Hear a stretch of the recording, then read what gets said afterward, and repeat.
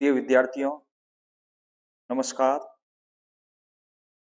आज का अपना विश्व इतिहास का टॉपिक होगा सामंतवाद का उदय एवं पतन।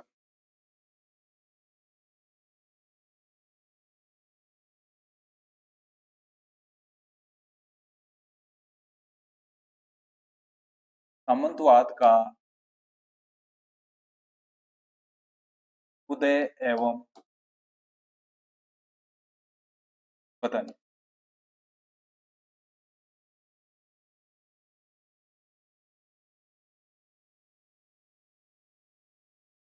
सामंतवाद जो कि 5वीं से 13वीं शताब्दी में यूरोप में सामंतों का अत्यधिक प्रभाव था और उनके प्रभाव के कारण बहुत से जो किसान थे, उन किसानों की जो भूमि है सामंतों के द्वारा अधिग्रहित की गई थी। अब सामंत क्या है? सामंतवाद का अर्थ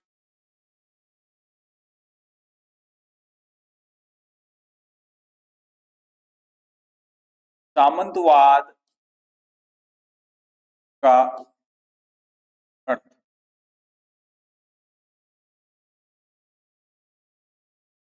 सामंतवाद अथवा सामंत तंत्र, जिसे अंग्रेजी भाषा में फ्यूडलिज्म कहा जाता है, इसको अंग्रेजी भाषा में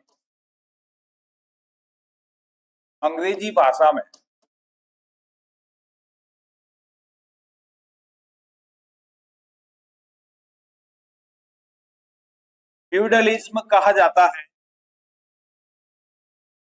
फ्यूडलिज्म शब्द की उत्पत्ति फ्यूड से हुई। इस शब्द की उत्पत्ति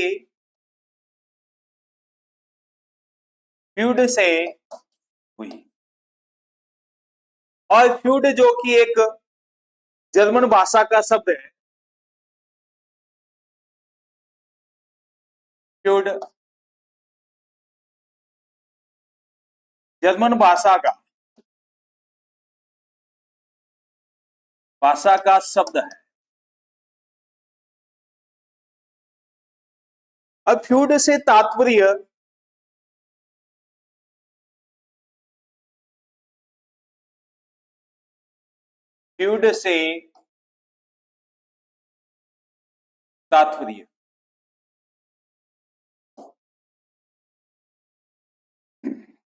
जिस जमीन या स्वत्व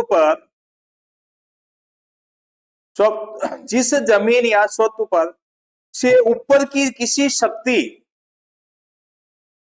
को शुल्क देना पड़ता है, वह क्षेत्र फ्यूड कहलाता है। जिस जमीन या स्वत्व पर अपने से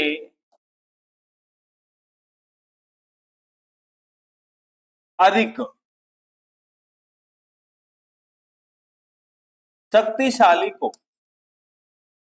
शक्तिशाली को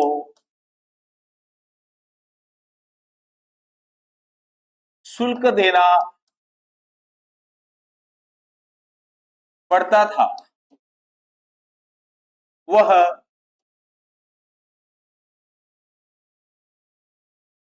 फ्यूड कहलाता था।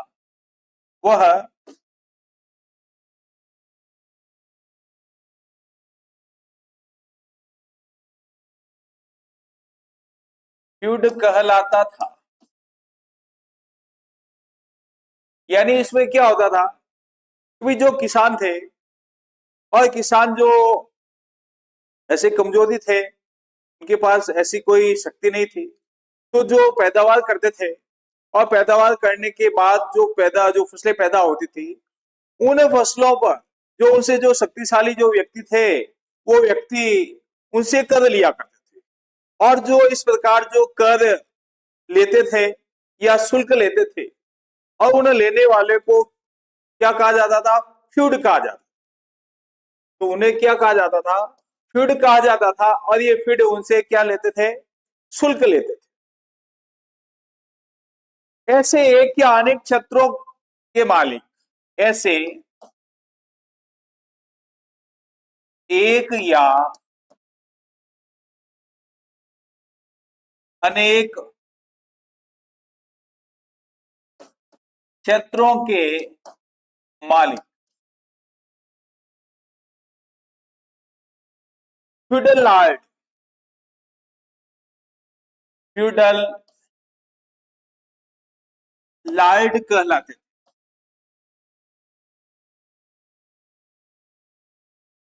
फ्यूडल लॉर्ड कहलाते थे।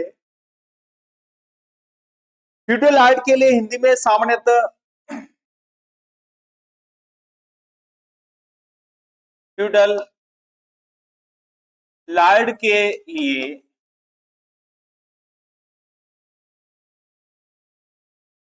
हिंदी में सामान्यतः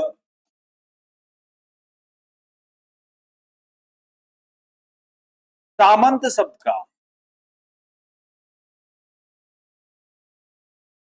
शब्द का प्रयोग किया जाता था।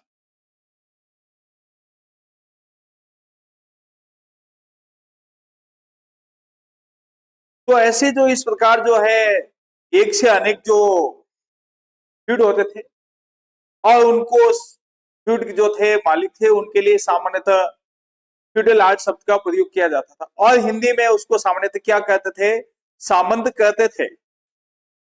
और इस प्रकार उनके द्वारा जो प्रणाली या परंपरा जो चलाई गई थी, उनका प्रचलन किया गया था, वो सामंत तंत्र या सामंतवाद कहलाता था। तथा इनके द्वारा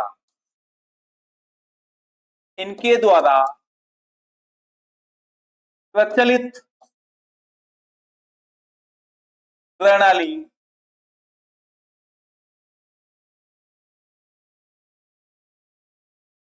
सामंतवाद, प्रचलित प्रणाली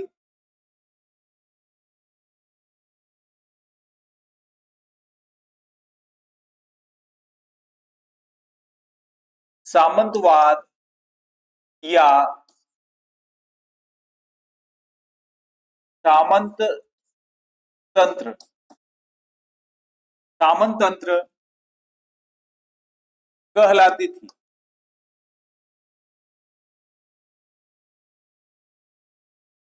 अर्थात इस प्रकार सामंत तंत्र या सामंतवाद प्रणाली कहलाती थी। अर्थात इससे इस शब्द का प्रचलन हुआ था सामंतवाद। रोमन साम्राज्य में आने वाली बहुत सी जर्मन जातियों में सबसे अधिक प्रगतिशील जाति फ्रैंक थी। रोमन साम्राज्य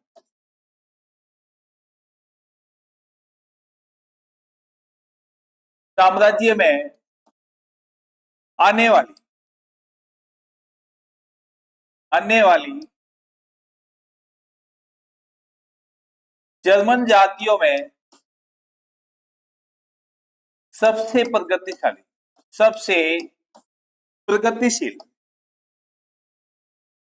प्रगतिशील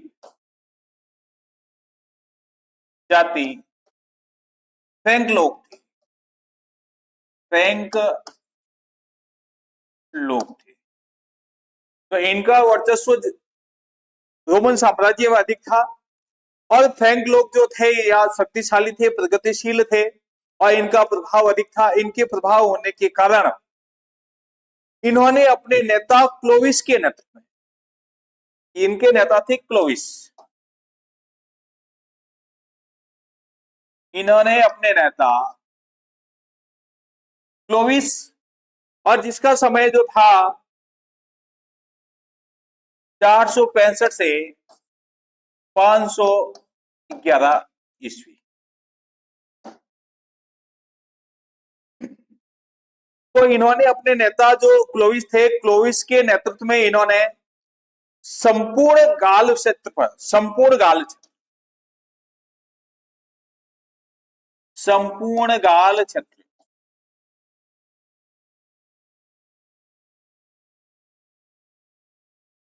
जो संपूर्ण गाल क्षेत्र था, इस संपूर्ण गाल क्षेत्र में फ्रांस, बेल्जियम, नीदरलैंड और पश्चिमी जर्मनी आते थे। संपूर्ण गाल क्षेत्र में फ्रांस,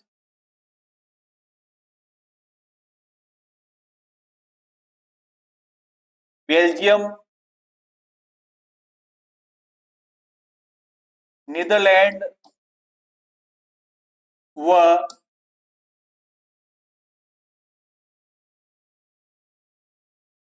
पश्चिमी जर्मनी, ये क्षेत्र इस संपूर्ण गाल क्षेत्र में आते थे और इन पर जो है इसका क्लोविस का अधिकार था, अर्थात क्लोविस ने इस पर अधिकार कर लिया था। और क्लोविस के बाद इनके जो उत्तराधिकारी थे वो उत्तराधिकारी कमजोर थे। क्लोविस के बाद क्लोविस के उत्तराधिकारी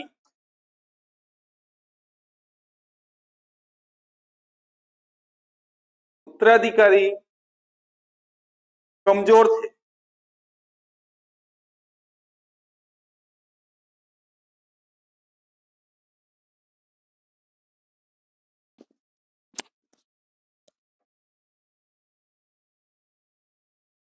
यानी जो क्लोविस थे इसके उत्तराधिकारी कमजोर थे और कमजोर होने के कारण राजभवन के प्रधान अधिकारी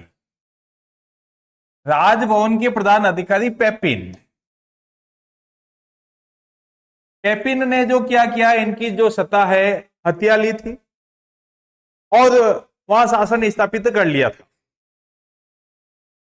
पेपिन जो था वहां का जो है प्रधान अधिकारी अर्थात मेयर था।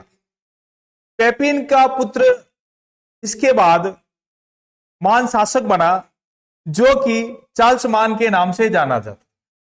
पेपिन का उत्तराधिकारी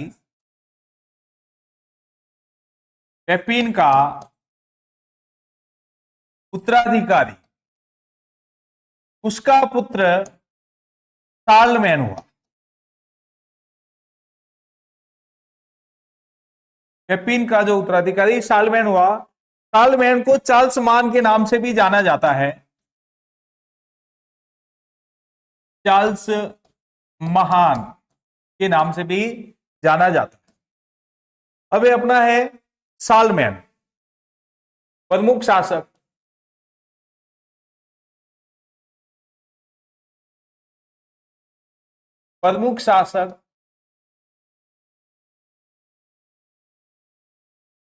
शार्लमेन, इसका जो समय था 768 से 814 ईस्वी तक इसका समय था। शार्लमेन एक बड़ा जो है बहुत बड़ा शासक था, प्रतापी शासक था। इसका साम्राज्य विशाल था और इसका जो साम्राज्य जो था उत्तरी सागर से इटली के मध्य तक और अंध महासागर से एल्ब नदी तक इसका साम्राज्य फैला हुआ था। इसका साम्राज्य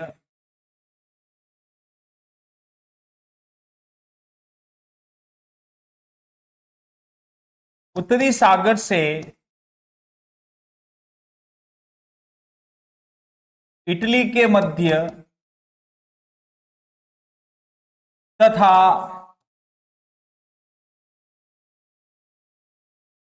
अंध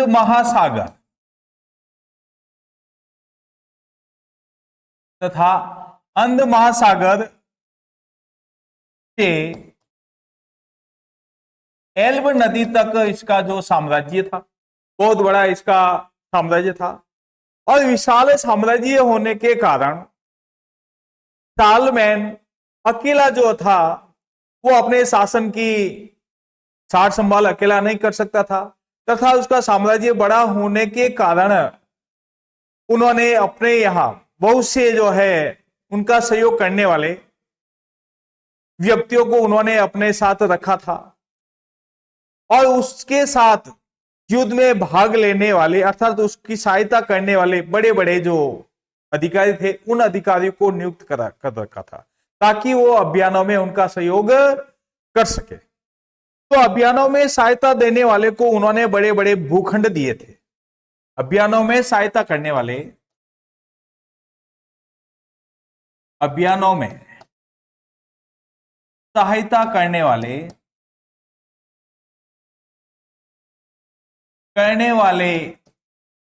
व्यक्तियों को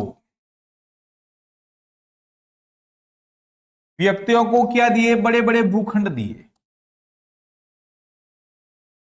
बड़े बड़े भूखंड दिए थे,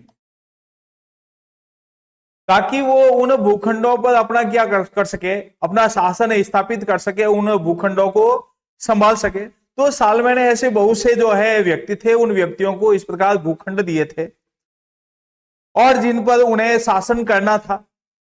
इन भूखंडों को, यानी जो भूखंड दिए थे, इन भूखंडों को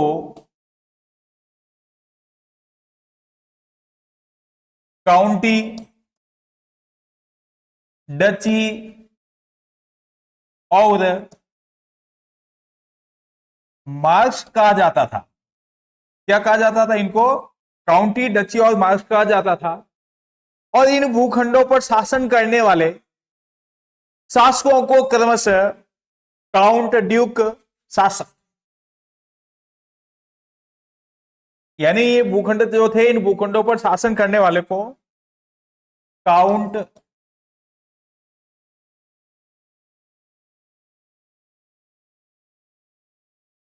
काउंट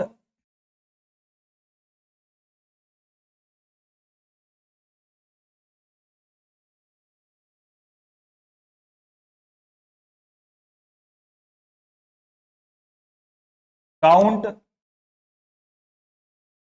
ड्यूक व मार्क्विस कहा जाता था। यानी जो शासक थे, इन शासकों को काउंट, ड्यूक व मार्क्विस कहा जाता था और इन्होंने फिर शासन किया था। इस प्रथा के कारण लोगों के पास बड़ी बड़ी भू संपत्तियां हो गई थी। यानी सालमैन ने इन लोगों को भूखंड दिए थे, तो भूखंड देने के बाद इन लोगों के पास बहुत बड़ी क्या हो गई थी? भू संपत्तियां हो गई थी। और इस प्रथा के कारण लोगों ने इस प्रकार जो है शासन स्थापित किया था, जिससे किसान जो लोग थे, किसानों को अपनी भूमि से अर्थात भू संपत्तियों से वंचित होना पड़ा। सालमैन की मृत्यु के बाद उसका विशाल साम्राज्य 3 प्रमुख राज्यों में बंट गया था।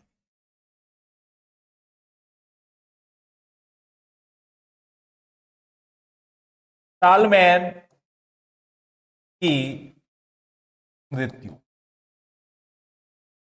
यानी सालमैन की जो मृत्यु हो गई थी, इस मृत्यु के बाद इसका जो साम्राज्य 3 भागों में बंट गया था। इसकी मृत्यु के बाद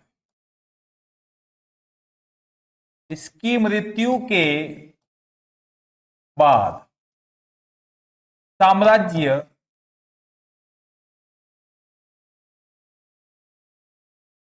3 भागों में बंट गया था।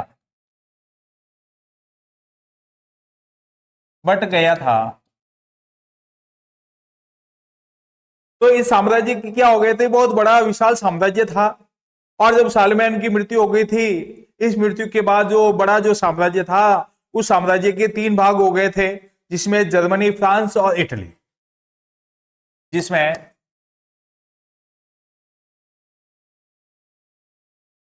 जर्मनी,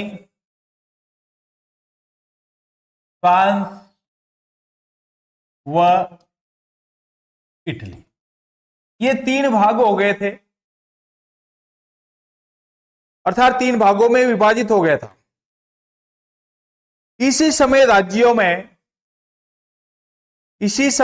में स्लाव लोग, स्पेन के मूल लोग और उत्तरवासियों के आक्रमण शुरू हो गए थे। इन राज्यों में स्लाव लोग, स्पेन के मूल और उत्तरवासियों ने क्या कर दिए? इन राज्यों पर आक्रमण करने शुरू कर दिए थे, जिससे पुनः अव्यवस्था फैल गई थी। राजाओं को अपने राज्यों पर नियंत्रण रखना कठिन हो गया था और जो सामंत थे, सामंतों के बीच में भी आपसी लड़ाइयां शुरू हो गई थी, अर्थात लड़ाइयां बढ़ गई थी, क्योंकि सामंत जो अपने साम्राज्य, अपने भूभाग को, भूखंड को प्राप्त करने के लिए एक दूसरे पर आक्रमण करने लगे थे। तो इस प्रकार अव्यवस्था हो गई थी और बाहरी आक्रमणों ने लोगों का जीना भी मुश्किल कर दिया था। ऐसी स्थिति में सहयोग एवं संघ की एक पद्धति का विकास हुआ जिसे सामंत तंत्र या सामंतवाद कहते हैं, वो इस नाम से प्रसिद्ध हुई। ऐसी स्थिति में, यानी इसमें आक्रमण शुरू होने लग गए थे, फिर ऐसी स्थिति में साम्राज्य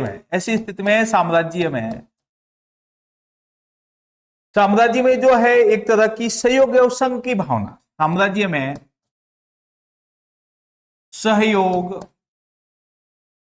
एवं संघ की भावना का विकास हुआ था।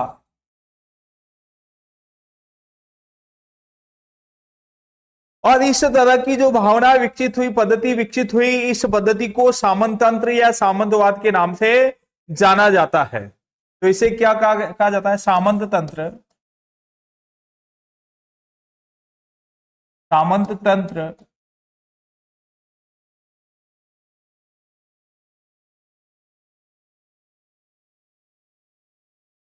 सामंत तंत्र या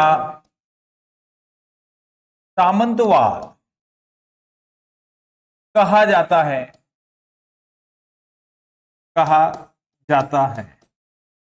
अर्थात ये इस नाम से प्रसिद्ध हुई, अर्थात यह इस नाम से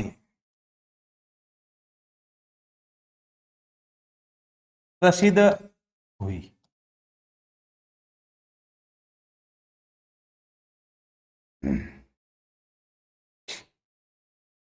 इतिहासकार मैग्निस एप्पल का मत है कि इस प्रथा का प्रादुर्भाव सर्वप्रथम फ्रांस में हुआ।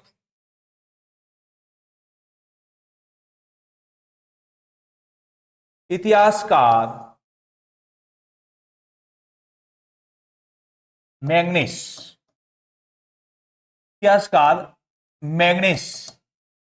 ने क्या कहा था? अर्थात उसका मत यह था कि इस प्रथा का प्रादुर्भाव सर्वप्रथम फ्रांस में हुआ। कौन सी प्रथा? यानी सामंतवाद।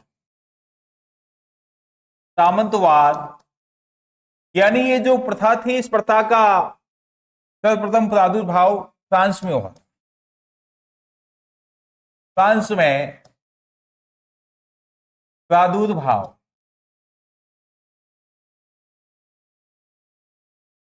हुआ था तथा इस प्रथा का जो प्रादुर्भाव फ्रांस में हुआ था, इस प्रथा का आरंभ 5वीं सदी से हो गया था, परंतु 9वीं सदी व 11वीं सदी तक यह विशेष प्रभावशाली रही थी और इंग्लैंड और रूस में इसका चरमोत्कर्ष 13वीं सदी रहा था। अर्थात ये जो है 5वीं से, यानी ये फ्रांस में 5वीं सदी, फ्रांस में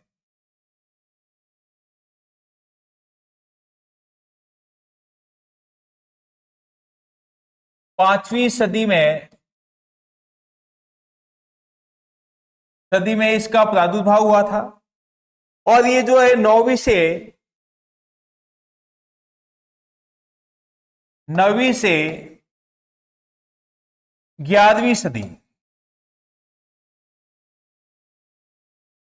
11वीं सदी तक ये विशेष प्रभावशाली रही थी। यानी 9वीं से 11वीं सदी तक विशेष प्रभाव, इसका विशेष प्रभाव था। लेकिन इंग्लैंड और रूस में इसका चरमोत्कर्ष 13वीं सदी तक रहा।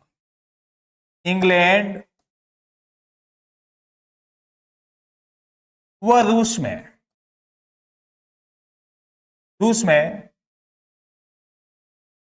इसका चरमोत्कर्ष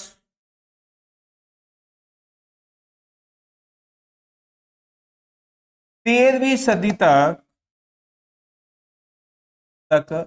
रहा। तो इस प्रकार जो है यूरोप में साम्राज्यवाद का जो विस्तार हुआ था और ये सामंत जो प्रथा है इनका जन्म यही हुआ था। धन्यवाद।